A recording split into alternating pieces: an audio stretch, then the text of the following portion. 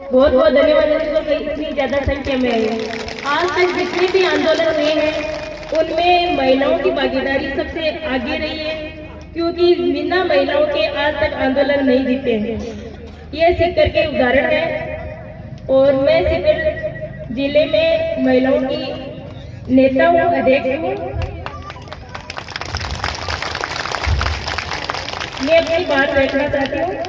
प्रिय साथियों, आज हम यहाँ एक बहुत महत्वपूर्ण मुद्दे पर आए हैं, आवाज उठाने के लिए आए हैं। जो हमारी भूमि लेना, सरकार जो हमारी भूमि लेना चाहती है उसका विरोध करने आए हैं। हमारे किसान पिछले 70 वर्षों से इस भूमि पर अपना रोजी रोटी का जो काम करते हैं, अपनी मेहनत करते हैं, फिर भी सरकार उनसे ये जमीन छीनना चाहती है।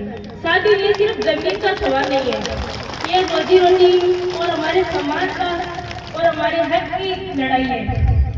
हमारे किसान जिनमें से अधिकांश आर्थिक रूप से कमजोर है, अल्पसंख्यक समुदाय से हैं, उनकी पीढ़ियां ने इस भूमि से अपनी आय अर्जित की है, उनकी रोजी रोटी भी की है। उन्होंने न सिर्फ खेती की है बल्कि अपनी मेहनत से इस मिट्टी को जीवित रखा है, अपनी संतानों को पाला है और अपने गांवों की आर्थिक स्थिति को सुधारा है।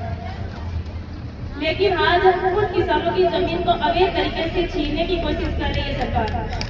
जिस भूमि को उनकी 3 पीढ़ियों ने खींचा है, उसे अचानक कस्टोडियन भूमि बताकर उसे खाली करवाया जा रहा है।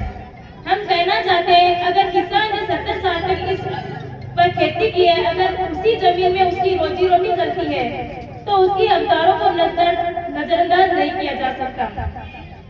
कानून व्यवस्था अपनी जगह है, लेकिन न्याय उससे बड़ा है। और न्याय कहता है कि जिसने जमीन को जिया है उसी को जमीन का अधिकार होना चाहिए। हम किसी से संघर्ष नहीं चाहते, हम किसी की संपत्ति नहीं चाहते, हम सिर्फ अपना हक चाहते हैं। आज हम यहाँ खड़े हैं ताकि सरकार और प्रशासन पर यह समझे कि किसान का संघर्ष सिर्फ अपना संघर्ष नहीं है, पूरे समाज का संघर्ष है। क्योंकि जो किसान आज असुरक्षित है, वही कल पूरे देश की खाद्य सुरक्षा को भी असुरक्षित करेगा।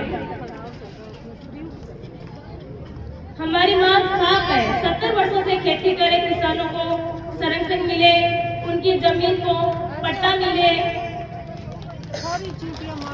उनको मालिकाना हक मिले, उनकी जमीन को जबरन छीना नहीं जाए और हम किसान को इंसाफ दिलाएं।